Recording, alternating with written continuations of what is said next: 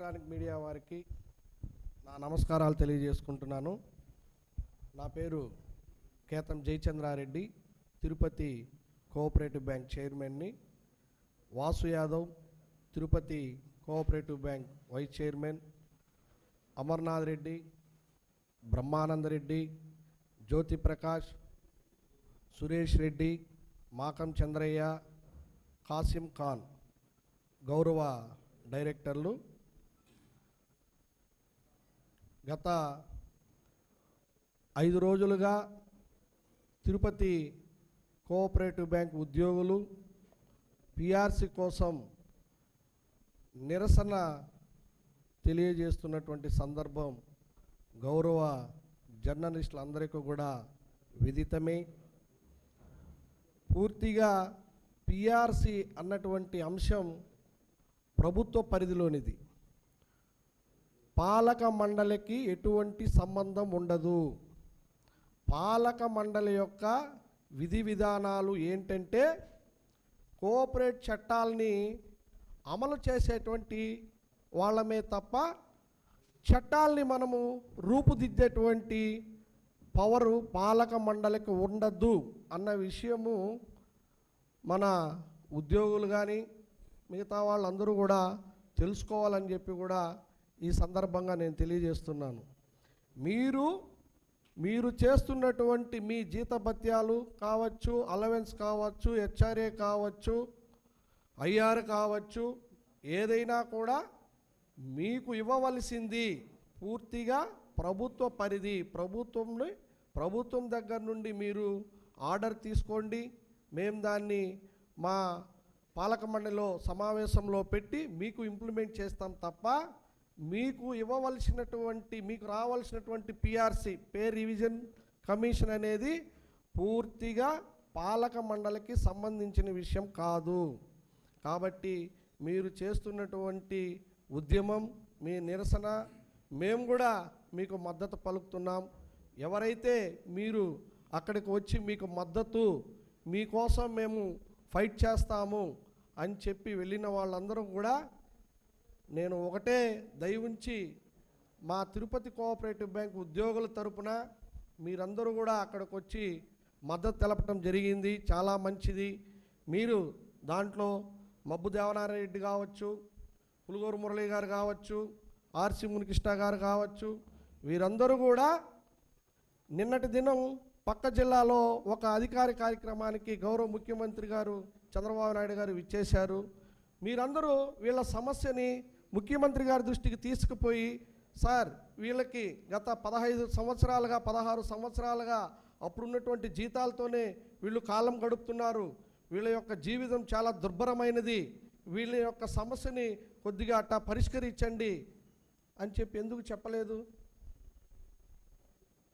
మీరు మంచి మనసుతో వాళ్ళకి సాయం చేసేటువంటి ఆలోచనే, అంత గుణమే మీకు ఉంటే నిన్న మీరందరూ కూడా ముఖ్యమంత్రి గారిని కలిశారు కదా, ఎయిర్పోర్ట్లో కలిశారు కదా, ఫోటోలు వచ్చాయి.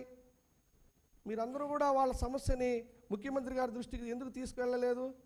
అంటే మీరు అక్కడికి వచ్చింది కేవలం ఫోటోల కోసం, పబ్లిసిటీ కోసం అనుకోవాలనా? మేము నిన్న ఎవరైతే అక్కడికి వచ్చారో వాళ్ళందరికీ మా పాలక మండలి తరపున కూడా వాళ్ళకి విజ్ఞప్తి చేస్తున్నాం.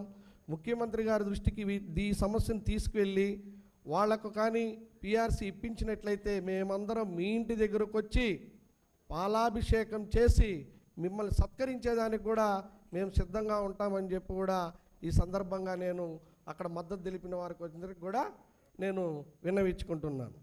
అదేవిధంగా పులుగూరు మురళి గారు అన్నటువంటి వ్యక్తి ఈ కోఆపరేటివ్ బ్యాంకుకి 12 సంవత్సరాలు చైర్మన్గా ఉన్నారు.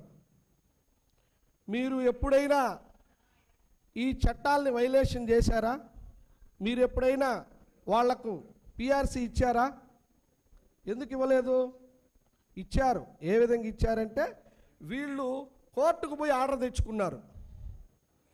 మాకు పిఆర్సి లేదు, మాకు ఇవ్వండి అని చెప్పి కోర్టుకు పోతే ఒక ఆర్డర్ ఇచ్చింది. ఆ ఆర్డర్ని వీళ్ళు పాలక మండలి సమావేశంలో పెట్టి వాళ్ళకి పిఆర్సి ఇచ్చారు. మేము కూడా దానికి సిద్ధం.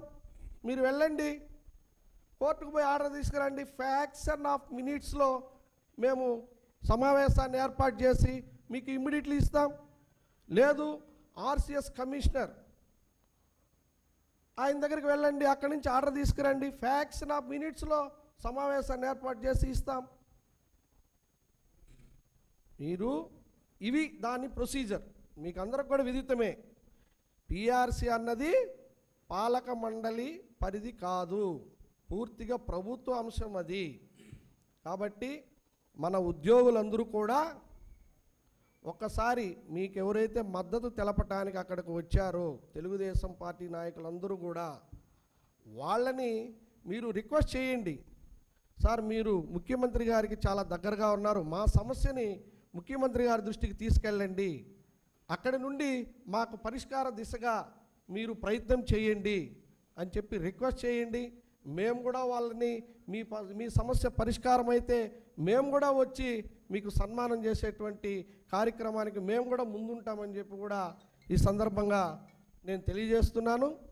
పూర్తిగా ఇది మాజీ చైర్మన్ అయినటువంటి పులుగోరు మురళి గారికి కూటమి ప్రభుత్వం అధికారంలోకి వచ్చిన తర్వాత ఆయనకు డీసీసీబీ చైర్మన్ పదవి అడిగారు, అది ఇవ్వలేదు.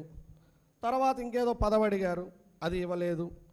ఈ ప్రభుత్వం చంద్రబాబు నాయుడు గారు కావచ్చు, లోకేష్ బాబు గారు కావచ్చు, ఆయనను విస్మరించింది అన్నటువంటి ఆలోచనతో ప్రభుత్వం మీద డైరెక్ట్గా ఆయన అసంతృప్తిని వెళ్ళగక్కితే ఈయన మీద ముఖ్యమంత్రి గారికి లోకేష్ బాబు గారికి ఏమైనా కోపం రావచ్చేమోనని చెప్పి ఉద్యోగుల రూపంలో ఉన్నటువంటి ఆయన అనుచర గణంతో ప్రభుత్వం మీద వ్యతిరేకతను ఆ నిరసన ద్వారా తెలియజేస్తున్నారన్న విషయం గౌరవ ముఖ్యమంత్రి చంద్రబాబు నాయుడు గారు, లోకేష్ గారు తెలుసుకోవాలా.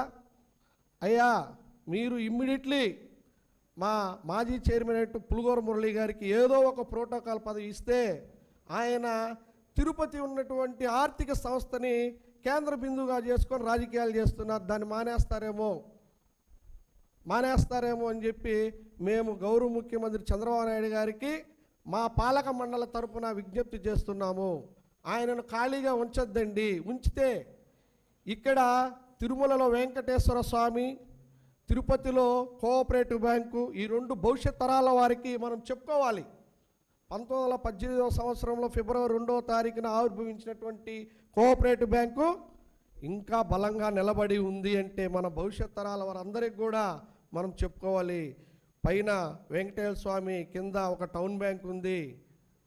అట్లాంటి బ్యాంకుని కేంద్ర బిందువుగా చేసుకొని రాజకీయాలు చేస్తే డిపాజిట్దారులందరూ కూడా వెళ్ళిపోయేటువంటి ప్రమాదం ఉంది. ఇప్పుడు ప్రతి నేషనలైజ్ బ్యాంక్ అంతా కూడా రేట్ ఆఫ్ ఇంట్రెస్ట్లు సమానంగా ఇస్తున్నారు. ఇక్కడ కాంట్రవర్సీ నడుస్తూ ఉందనుకోండి, 24 గంటలు ఏం చేస్తారు, ఎందుకు లేపా అని చెప్పి ఎస్బీఐ బ్యాంక్ పోతాడు, యూనియన్ బ్యాంక్ పోతాడు, ఇండియన్ బ్యాంక్ వెళ్తాడు. అప్పుడు నష్టము కోఆపరేటివ్ బ్యాంకే కదా. ఇది మన తాతల కాలం నాటి నుంచి వెలసినటువంటి బ్యాంకుని మాకెంత పాలక మండలిగా ఉన్నప్పుడు మాకెంత బాధ్యత ఉందో అంతే బాధ్యత మీకు ఉంది, షేర్ హోల్డర్లకు ఉంది, గౌరవ జర్నలిస్టులకు ఉంది. కాబట్టి దయచేసి పులుగోరు మురళి గారు మీరు రాజకీయాలు మా మీద బయట చేయండి, మీ టార్గెట్ అంతా మేమైతే మా మీద చేయండి, బ్యాంకుని కేంద్ర బిందువుగా చేసుకోవద్దండి. మీకు తెలుసు వాళ్ళకి ఎటువంటి పరిస్థితుల్లో కూడా పిఆర్సీ ఇవ్వలేమని మీకు తెలుసు. కానీ మీ యొక్క స్వార్థ ప్రయోజనాల కోసం వాళ్ళని అలాంటి నిరసనలు తెలియజేయటం సబబు కాదు. కాబట్టి మీకేమైనా పదవి రావాలంటే ఇంకోటి రావాలంటే మీ ముఖ్యమంత్రి గారి దృష్టికి తీసుకెళ్ళండి. మీరు అక్కడికి పోతే ఆయన ఏమన్నా కన్సిడర్ చేస్తారు తప్ప ఈ విధంగా ప్రభుత్వం మీద వ్యతిరేకతతో ఈ విధంగా ఉద్యోగులను వాడుకోవటం, బ్యాంకు యొక్క కీర్తి ప్రతిష్టలు దెబ్బతినే విధంగా మీరు వారి దగ్గర నిరసనలు తెలియజేస్తూ ఉంటే బ్యాంకుకు నష్టం జరుగుతుందని చెప్పి కూడా ఈ సందర్భంగా నేను తెలియజేస్తున్నాను.